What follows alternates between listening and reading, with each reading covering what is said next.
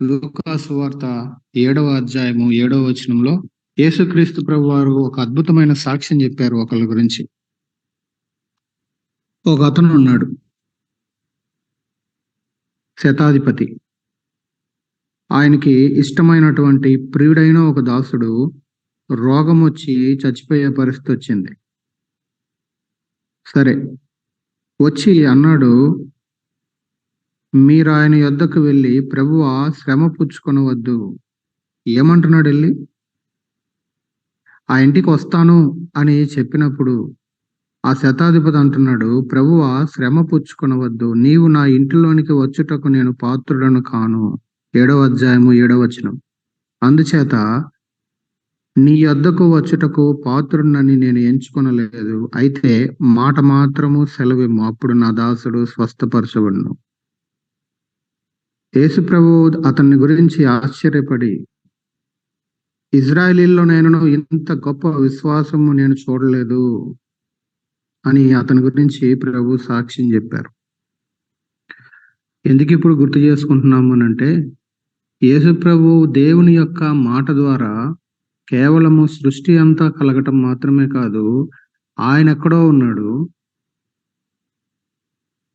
ప్రభు ఇంకొక దగ్గర ఉన్నారు. కనీసం ఒక ఊరు కూడా కాదు ఉన్నది. కానీ ఆయన ఒక దగ్గర ఉండి ఒక మాట సెలవిస్తే ఏం జరిగింది? 10వ వచనంలో చూస్తాం. పంపబడిన వారు ఇంటికి తిరిగి వచ్చి ఆ దాసుడు స్వస్థుడై ఉండుట కనుగొనిరి. వాళ్ళ మాట ఎవరైతే ఇన్ఫర్మేషన్ తీసుకెళ్లారో వాళ్ళు మళ్ళీ వెనక్కి వచ్చి చూసేసరికి ఆ దాసుడు బాగుపడి ఆరోగ్యవంతంగా చక్కగా అక్కడ ఉండటాన్ని మనం చూస్తాం. అద్భుతం ఇది. ఆ శతాధిపతి విశ్వాసము అద్భుతమే. అదే సమయంలో యేసు ప్రభు మాటను పంపి బాగు చేయటం కూడా అద్భుతమే. 107వ కీర్తన 20వ వచనంలో చూస్తాము. మనందరికీ తెలుసు, ఆయన తన వాక్కును పంపి వారిని బాగు చేసెను. ఏం పంపి బాగు చేశారు? ఇక్కడ భౌతికమైన స్వస్థత ఈ యొక్క శతాధిపతి దాసుని విషయంలో. మన జీవితాల దగ్గరకు వస్తే ఆయన తన వాక్కును లేదా తన వాక్యమును పంపి మన జీవితాలని, మన ఆత్మీయంగా భయంకరమైన రోగగ్రస్తులంగా ఉన్నటువంటి మన జీవితాలని ఆయన బాగు చేశారు. ఆయన వాక్యము లేదా ఆయన మాట, ఆయన వాక్కు ఏం చేసింది? దేవుని మాట ద్వారా మనకి స్వస్థత కలుగుతుంది. ఇది కూడా గుర్తుపెట్టుకోవాలి. ఎప్పుడైనా బలహీనంగా అనిపించినప్పుడు, బలహీనతలు కలిగినప్పుడు, అఫ్ కోర్స్ మనందరికీ రకరకాల బలహీనతలు ఉన్నాయి, ఫిజికల్గా, ఈవెన్ స్పిరిచువల్గా కూడా. దానిలో మనకి ఎంకరేజ్మెంట్ ఎక్కడి నుంచి దొరుకుతుంది? కొన్నిసార్లు ఆ పర్టికులర్ విషయంలో పెయిన్ ఎక్కువైపోతున్నప్పుడు, లేకపోతే ఇబ్బందికి ఎక్కువ గురవుతా ఉన్నప్పుడు ఎక్కడి నుంచి దొరుకుతుంది కంఫర్ట్ అనేది? దేవుని మాట. దేవా నీ ఒక్క మాట సెలవివయ్యా చాలు. నువ్వు ఒక్క మాట సెలవిస్తే చాలు, శతాధిపతి దాసుడు బాగుపడ్డాడయ్యా. నువ్వు ఒక్క మాట సెలవిస్తే సృష్టి అంతా ఉనికిలోకి వచ్చిందయ్యా. దేవుడు జస్ట్ ఒక మాట, ఒక వర్డ్ చెప్పగానే కలిగిన సృష్టిని చూస్తే మనము దాన్ని చూసే నోరెళ్ళబెట్టుకుని అబ్బా ఏముంది అనుకుంటే, మరి జస్ట్ మాట ద్వారా దాన్ని క్రియేట్ చేసినటువంటి ఆయనకి ఇంకేమనాలి? అందుకే మనం హెబ్రీయులకు రాసిన పత్రిక 1వ అధ్యాయము 1వ వచనంలోనే, ప్రారంభ వచనాల్లోనే మనం చూస్తాము. 1:1 నుండి ఏమున్నది అక్కడ? పూర్వకాలమందు నానా సమయములలో నానా విధములుగా ప్రవక్తల ద్వారా మన పితరులతో మాట్లాడిన దేవుడు ఈ దినముల అంతమందు కుమారుని ద్వారా మనతో మాట్లాడెను. పూర్వకాలం రకరకాలుగా మాట్లాడాడు, రకరకాల విధాలుగా మాట్లాడాడు, ప్రవక్తల ద్వారా మాట్లాడాడు, వ్యక్తుల ద్వారా మాట్లాడాడు. అయితే ఈ దినముల అంతముకు వచ్చేసరికి కుమారుని ద్వారా ఆయన మనతో మాట్లాడారు. ఇప్పుడు వాక్యము ద్వారా ఆయన మనతో మాట్లాడుతూ ఉన్నారు. ఎందుకంటే ఆయనే వాక్యము. ఆ వాక్యము శరీరధారి అయి ఈ లోకమునికి వచ్చినట్లుగా మనము యోహాను 1లో చదువుతాం, 14వ వచనం. కాబట్టి దేవుని మాట ద్వారా సృష్టి ఉనికిలోకి వచ్చింది. దేవుని మాట ద్వారా స్వస్థత కలుగుతుంది. దేవుని మాట ద్వారానే సజీవులుగా కూడా అయ్యారు. ఇదైనా ఇంకా చావ సిద్ధమై ఉన్నాడు ఈయన. ఇంకా చచ్చిపోలా. కానీ ఇంకో కేసు ఉంది. ఆయన నిజంగా చచ్చిపోయాడు కంప్లీట్‌గా. ఇది కూడా మనకు తెలుసు. యోహాను 11వ అధ్యాయంలో చూస్తాం. ఈయన చచ్చిపోయాడు. ఈయన్ని సమాధిలో పెట్టేసి కూడా 4గో రోజు యోహాను 11:43లో ఆయన ఒక మాట చెప్పారు అంతే. లాజరు బయటికి రా అని. చచ్చిపోయినటువంటి అప్పుడప్పుడే పురుగులు బట్టి పాడైపోవటానికి సిద్ధపడినటువంటి ఆ శరీరము లేచి బయటకొచ్చేసాడు. చచ్చిన వాడిని బ్రతికించింది ఆయన మాట. చచ్చిన వాడిని బ్రతికించింది. ఆయన మాటలో ఎంత సామర్థ్యం ఉంది అనంటే, కేవలము చనిపోవటానికి సిద్ధంగా ఉన్నటువంటి శతాధిపతి దాసుని స్వస్థపరచటమే కాదు, అసలు చచ్చిపోయినటువంటి వాడిని కూడా లేపేటువంటి సామర్థ్యము, మరలా పునరుజ్జీవం అనుగ్రహించే సామర్థ్యము దేవుని యొక్క మాటలో ఉంది. 119వ కీర్తన 25వ వచనంలో ఈ మాట చూస్తాము. 119:25. నా ప్రాణము మంటిని హత్తుకొనుచున్నది, నీ వాక్యము చేత నన్ను బ్రతికింపుము. ఒక మాట, ఆయన వాక్యము, నీ వాక్యము చేత నన్ను బ్రతికించు. నేను మంటిని హత్తుకుంటున్న పరిస్థితి ఉంది, నీ వాక్యము చేత నన్ను బ్రతికించుము. అంటే ఇక చావు లాంటి పరిస్థితి అన్నమాట ఇది.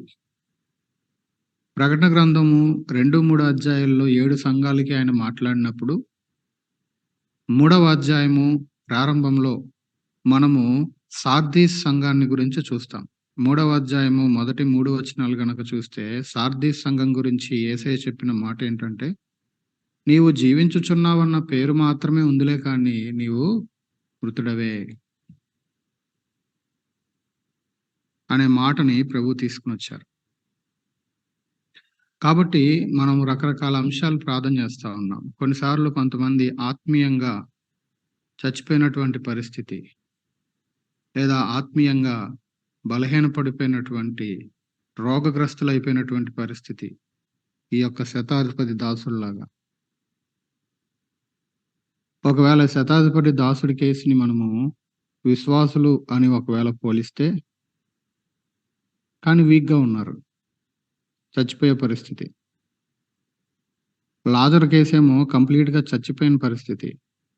కంప్లీట్‌గా ప్రభువుని ఎరగని ఒకవేళ అన్యజనులు అని అనుకుంటే, రక్షణ లేని మన ఇంట్లో ఉన్నవారు కావచ్చు, సంఘస్థులు కావచ్చు, ఇంకా వారిని ఒకవేళ ఆలోచన చేస్తే, ఆయన మాట సెలవిస్తే, ఈవెన్ చర్చ్‌గా కూడా, సంఘముగా కూడా ఈ 3వ అధ్యాయము సార్దీస్ గురించి మాట్లాడుతూ, జీవించుచున్నావనే పేరు మాత్రం ఉంది కానీ నీవు మృతుడవే అని చెప్తూ, జాగరూకుడవై చావనయ్యున్న మిగిలిన వాటిని బలపరచుము అనే మాటను అక్కడ వాడాడు. నీ క్రియలు నా దేవుని ఎదుట సంపూర్ణమైనవిగా కనబడలేదు గనుక. సంఘం విషయంలో కూడా, చర్చ్ విషయంలో కూడా మాట్లాడుతూ 3 కేటగిరీస్ వచ్చినాయి. బిలీవర్ అవ్వచ్చు, వీకర్, అన్‌బిలీవర్ అవ్వచ్చు, చర్చ్ అవ్వచ్చు. ఏంటి? మరలా బ్రతకటానికి, మరలా జీవించటానికి, మరలా ఉజ్జీవింపు చేయటానికి ఏం కావాలి? ఆయన మాట మోర్ దాన్ సఫిషియంట్. ప్రభు మాట్లాడితే, ప్రభు మాట ముందు ఎవరు నిలవగలరండి? ఆయన తన వాక్కును పంపి వారిని బాగు చేశాను.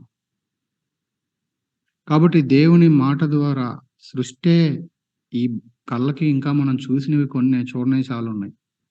ఇదే ఇంత అద్భుతంగా కలిగితే, దేవుని మాట ద్వారా ఆత్మీయంగా చచ్చి భయంకరమైన పాపంలో ఉన్న మన ఆత్మే మరలా తిరిగి బ్రతికి, ఆ తిరిగి జన్మ అనుభవంలోనికి తీసుకొచ్చి మన జీవితంలో ఇలాంటి మార్పును తీసుకురాగలిగితే, ఆ మాటకున్న శక్తిని అంతో ఎంతో ఎరిగిన వాళ్ళము, అనుభవించిన వాళ్ళం కాబట్టి ఆ మాటనే మనం పట్టుకోవాలి. ప్రభువా, కొన్నిసార్లు డిస్కరేజ్‌మెంట్ వస్తది. ఏంటో ఈ పరిస్థితి, ఏంటో ఈ సమస్య, ఏంటో ఈ ఇష్యూ. ఎక్కడికి పోవాలి? కూర్చోబెట్టి చెప్తే, కౌన్సిల్ చేస్తే వినే పరిస్థితులు ఉండవు కొన్నిసార్లు. ప్రభువా! మా వల్లైతే కాదయ్యా. ఈ రాత్రిలో ఏదైతే మనం ప్రార్థన చేస్తున్నామో రకరకాల ప్రేయర్ పాయింట్స్, దాని సమాధానము, జవాబు ఎలాగు?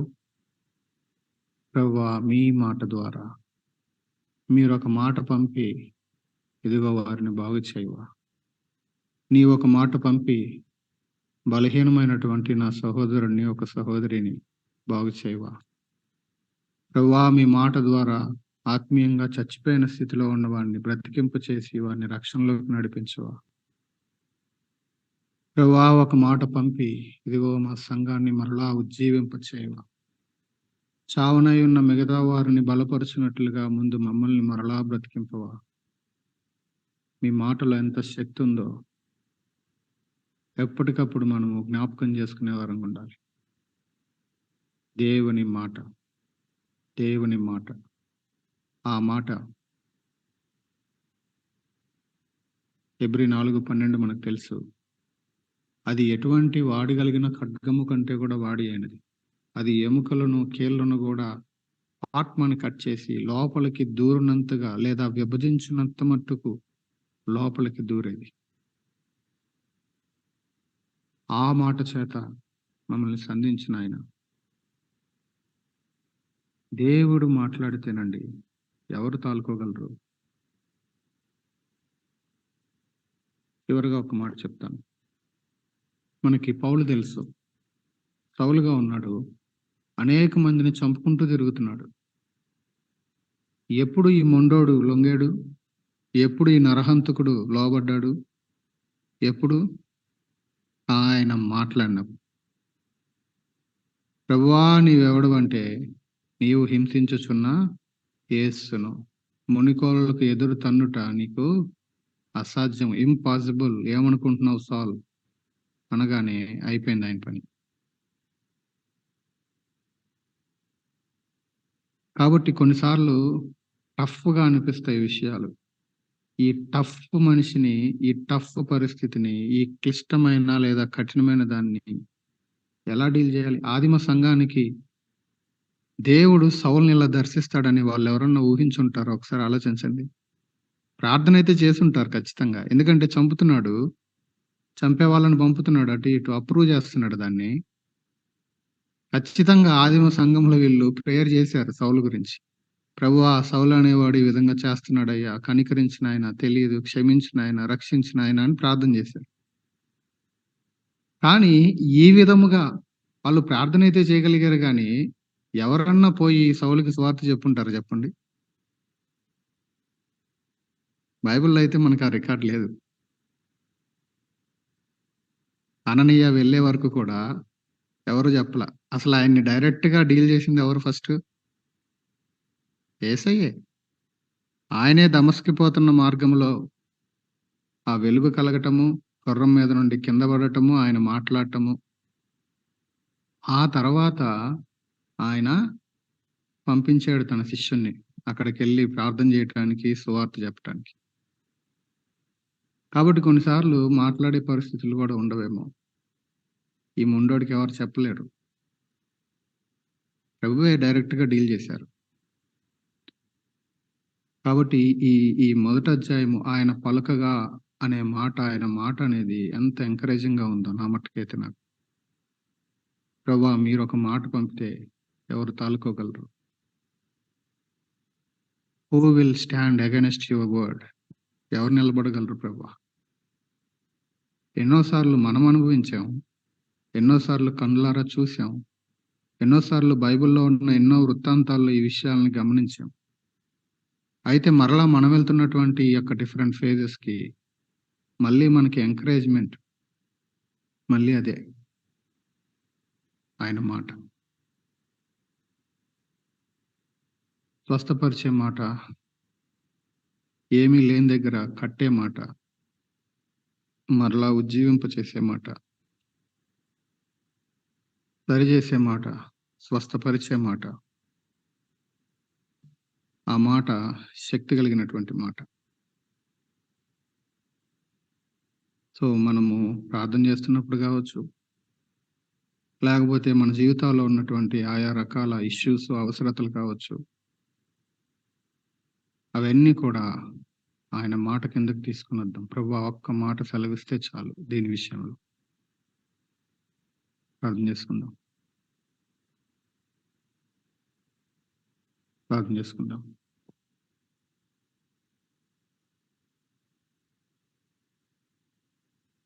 ప్రార్థన చేసుకుందాం.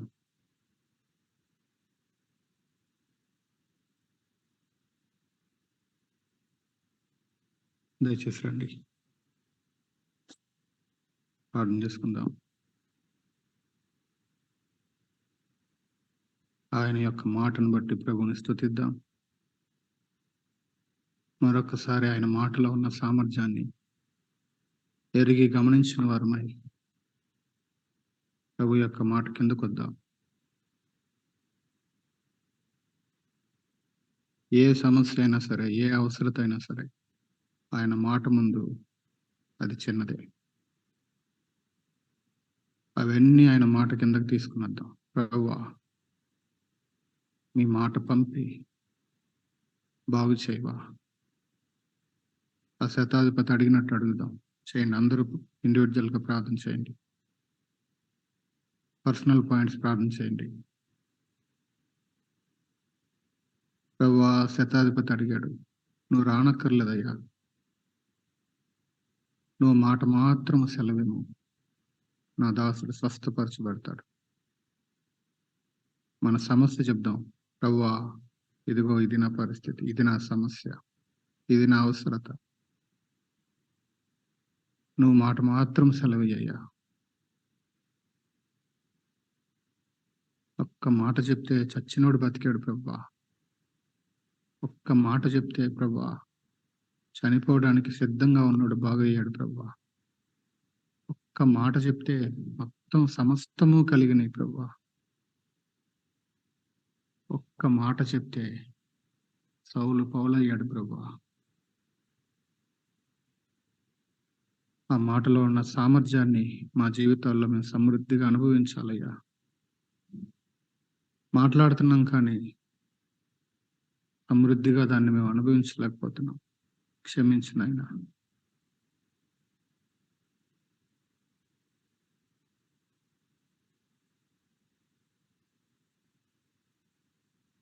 మాకు అసాధ్యమే. మీకు సాధ్యం ప్రభువా. మీరొక మాట సెలవిస్తే సాధ్యం ప్రభువా.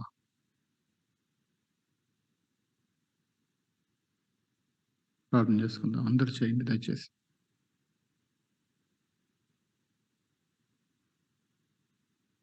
ఒక 3, 4 మినిట్స్ అందరూ టైం తీసుకొని ప్రార్థన చేద్దాం.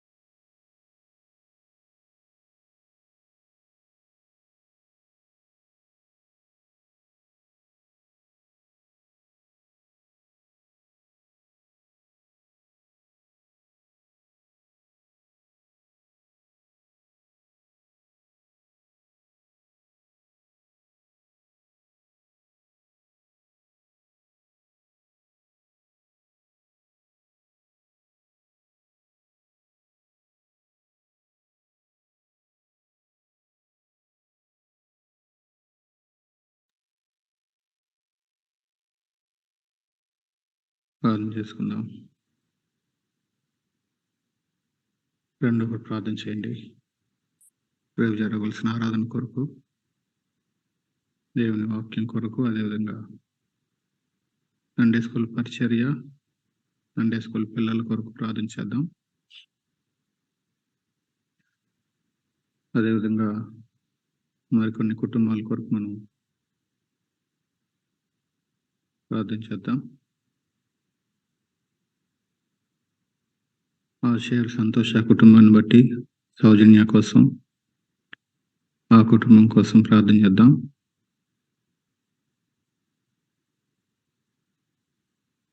తర్వాత ప్రభావత ఆంటీ కుటుంబం, జీవన్ బ్రదర్ కాల్ సర్జరీ కొరకు ప్రార్థన చేద్దాం. ఈశ్వర ఆంటీ కుటుంబం కోసం, నిహారిక ఆరోగ్యము, డెలివరీ కోసం ప్రార్థన చేద్దాం. దుర్గా ఆంటీ ఫ్యామిలీ, శ్యామ్ యొక్క హెల్త్ కోసం, మాటల కోసం ప్రార్థన చేద్దాం. తర్వాత మన సహోదరుడు ఆనంద్ కుటుంబం కోసం ప్రభు యొక్క కార్యం కొరకు ప్రార్థన చేద్దాం. దయచేసి మరొకరు చేయండి.